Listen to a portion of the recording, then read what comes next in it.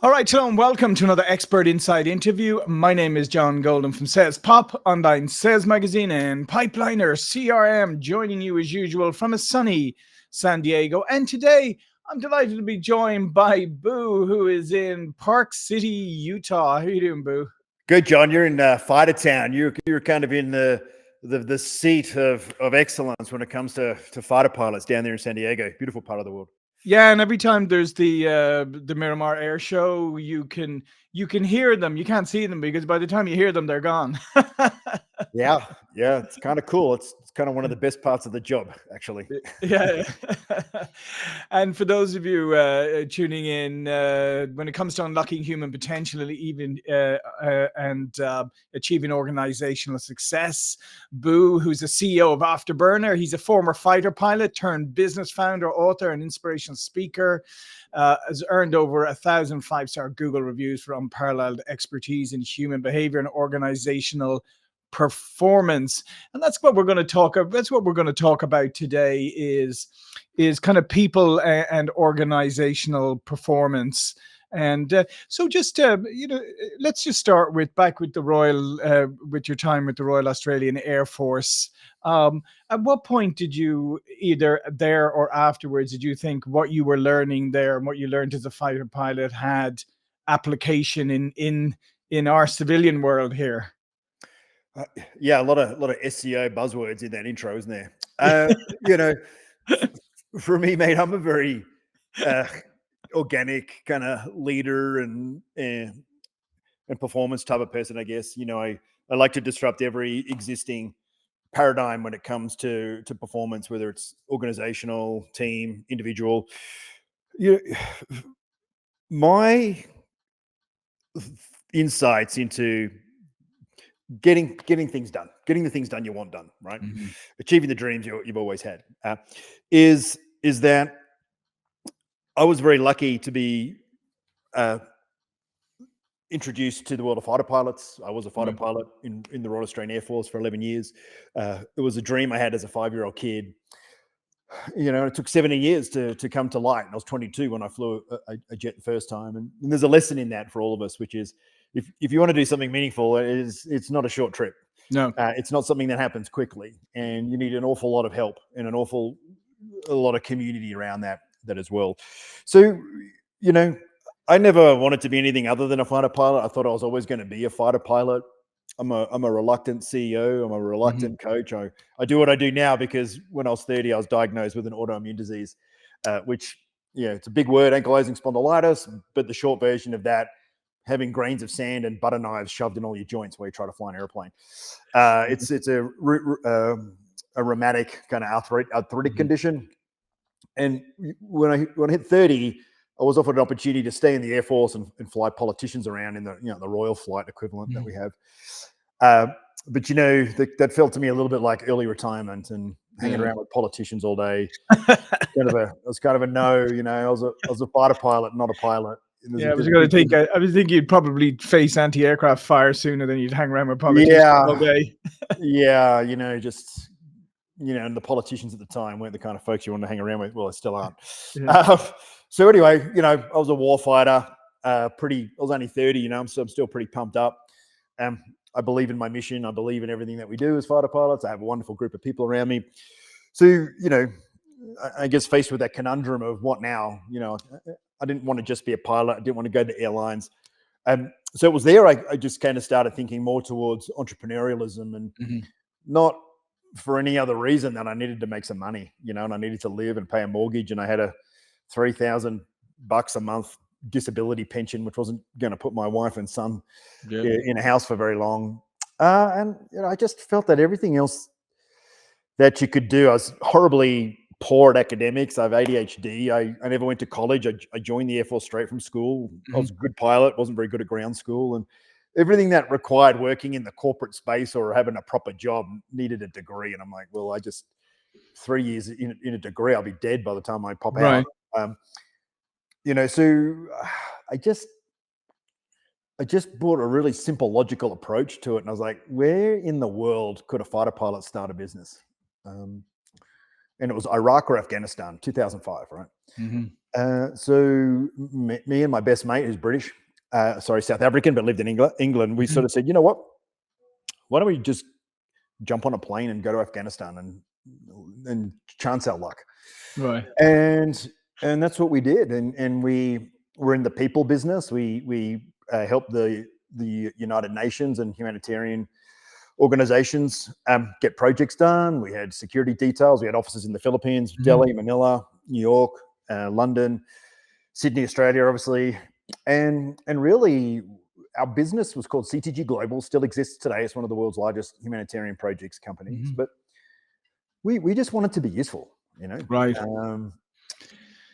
And in that environment, the best way to be useful was to have good people that got the job done. And being a fighter pilot, and he was in the Army, in the British Army, we had a fairly good background to that. So, and it taught me a lesson that I keep telling my teams today, my sales teams. I've been in business, that was 21 years ago, right? So 2005, is just be useful. Right.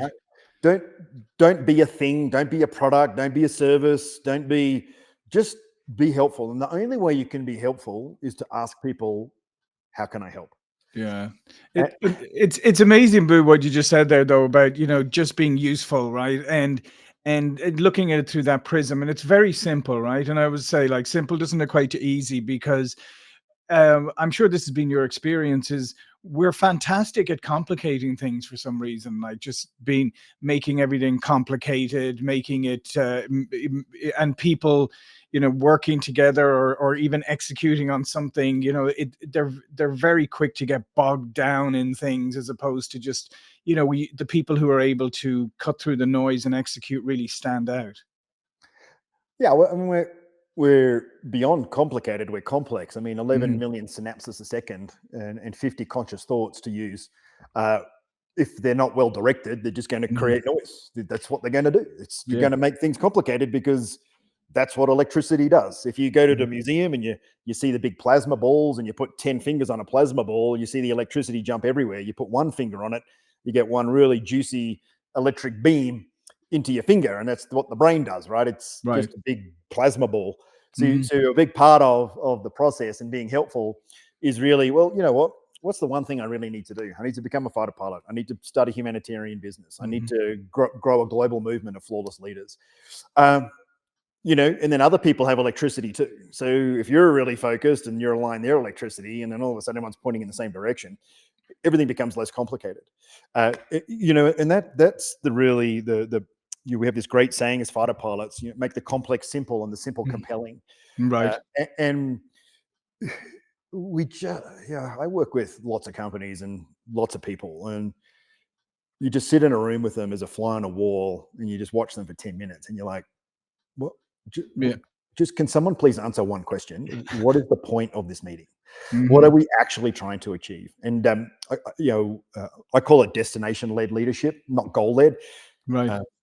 And if you think of a destination, if you're on an airliner and you want to fly from San Diego to Park City, to Salt Lake City, and you get on the plane and the pilot like, well, welcome aboard, ladies and gentlemen. Our goal is to get to Salt Lake City today. All of a sudden, you're like, whoa, whoa! I don't want it to be the goal, dude. It's a destination. So part of this process, and when you talk about organizational performance, you talk about being even a quarterback and a receiver. What's a receiver's job? To be helpful. Like, that's the job. Be helpful, so the quarterback can see you. You can be in the right place. That's really helpful.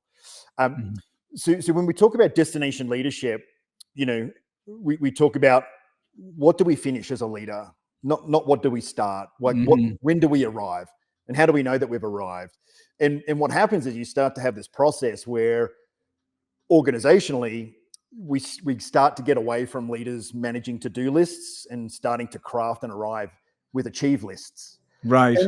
And it's, again, come back to the fighter pilot, like, everything's about the target and work backwards, right? Like, that's the target. What does it do? What if we hit it? What does it stop doing? You naturally just end up being super hyper conditioned to always starting at the end and working backwards.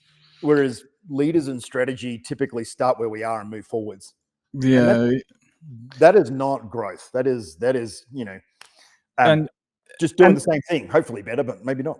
Yeah, and the issue with that, as you would know, from working with a lot of organizations, and the big issue with that is that nobody's quite. I mean, they can set goals and sort of here's what we're going to do, whatever, but nobody's quite sure, as you said, of the destination, right? Nobody's quite sure. The destination is never defined well enough, and so therefore, in an organization, you'll often have everybody thinks they're working towards the same destination, but they're actually taking slightly different paths or even circuitous paths because there's not that clear definition of where they're supposed to go.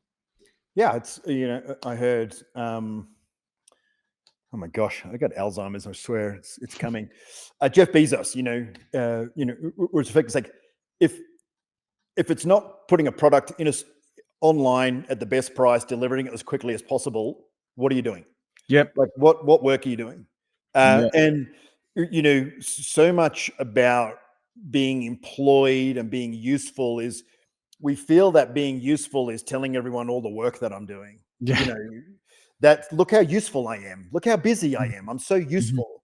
Uh, Unfortunately, if you ever try that with me, we're going to have a really interesting conversation, and that is, useful for me is what you've done. Yeah. So when all this busyness stops, what happens? Like Mhm. what benefits you? What benefits the company? What benefits the client? And that's a really hard. That's surprisingly hard to have that conversation in an organization. Yeah, no, 100%. One of it's interesting because I saying when I ran a couple of companies, one of the things that probably the best thing I ever did, to be honest, was I got our every year got our strategy on on one piece of paper, our strategy, our goals, where we were going, what we needed to achieve for that year on one single piece of paper. And at the time, got it laminated it and made sure everybody had it, whether you were in the office or remote at your workspace. And then I said, if you in your daily work, if you can't relate what you're doing to what's on this one page, I want you to go to your manager and ask them just what you said. Why am I doing this? Yeah, it's really insightful. I mean, I just put out an email the other day about, have you built your soap?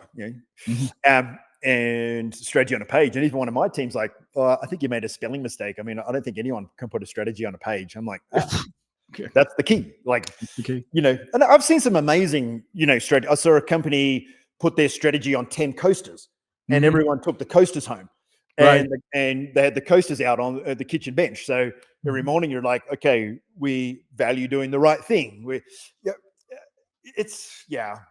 yeah. Performance is a funny old thing. I was watching this show, Quarterback. Have you seen it? It's every year. It's one of the Manning brothers creates this kind of Uh, deep dive on 3 quarterbacks. And what I really enjoy is when they're just having the casual conversations and you hear them say things, and it's like, oh, that subconscious thing you just said, that's actually not performance. mhm. That's a contributor to you not actually winning the Super Bowl. Right. Comments like, "Oh, we have to, we have to watch the tapes, and it's kind of boring, but we have to do it." But in a fighter Mhm. pilot world, it's like, well, reviewing your performance is actually the most important thing we do. We say debriefing is more important than the mission. And Right. when you bring when you turn reflection from boring to interesting and curiosity, that's where the growth happens, right? So when you talk about complexity exists in a vacuum of destination and reflection. Mm. If you've got your strategy on a page and it's done, but no one's connecting with it, like day to Yep. day, like, what did I do today? Did it connect to where we're going? If not, why Mhm. not? What can I do first thing tomorrow morning? It's just it's a drinks coaster. Yeah. Yeah. Bumper sticker. Yeah, that's right. And a lot of strategy, that's just what it is. It's bumper sticker stuff. Mm. It's people getting paid big salaries who perceive that's their job, is to create complicated strategy, because the more I get paid, the more complicated my job must be. Yeah. And really, it's the opposite. You get paid more because you can say a lot with as little words as possible. Hmm. And so what are some of the other barriers do you think that are preventing individual leaders and organizations from getting to that high performance level? So one of them is obviously is knowing the destination and being very clear about it. What are some of the other obstacles? I think, first of all, don't look at performance as fuel in a car or the size of an engine. Like, performance is consistency, Mm. and consistency directed in a very specific direction. So when we talk about performance, we instantly hear that word and feel like it's talented, or it's a flash in the pan. And I actually call it dynastic performance. I don't call it high performance. And dynastic performance is the consistent commitment to the small things that cumulatively turn into the micro habits that deliver success. Right. So first of all, well, people quit, right? That's one big reason why people don't perform is they quit, because it's like, gosh, this is harder than I thought it was. And there's two reasons why it's harder than I thought it was. The first one is, trying to do too much too soon. So expectation management. And the other one is just zero resilience. Like you're just not. I was reading a post the other day. I won't mention any names, but it was from a friend who was an alcoholic. He'd been sober for 5 years, and he said, what I learned about life was when I went to rehab, it didn't make it easier; it made me stronger. Right. And I think that's really important as well when we talk about you should be committed to a growth journey that constantly builds you, makes you stronger. Expanding your comfort zone. Don't operate outside the comfort zone. That's like scary. But just every day, just do something a little bit more. Just run a little bit further. Just have it spend a little bit more time with your son or your daughter. And when we talk about, we wake up in the morning and we try and we want to do a whole bunch of stuff better today. And it's like, no, just do one thing. Yeah. And then once you've done that one thing better, maybe do another thing. But don't do 6 things. Just one thing. So a big part of, I often talk about my experience, my relationship with exercise, because I have full body arthritis. And I get the double whammy of not only does it hurt because it's exercise, it hurts. Right. So I hate it. I don't love exercise, but I know it's very good for me and I have to do it. So for me, how do I perform? Well, I perform because the only target I set myself with exercise is drive to the gym and walk in the door. Right.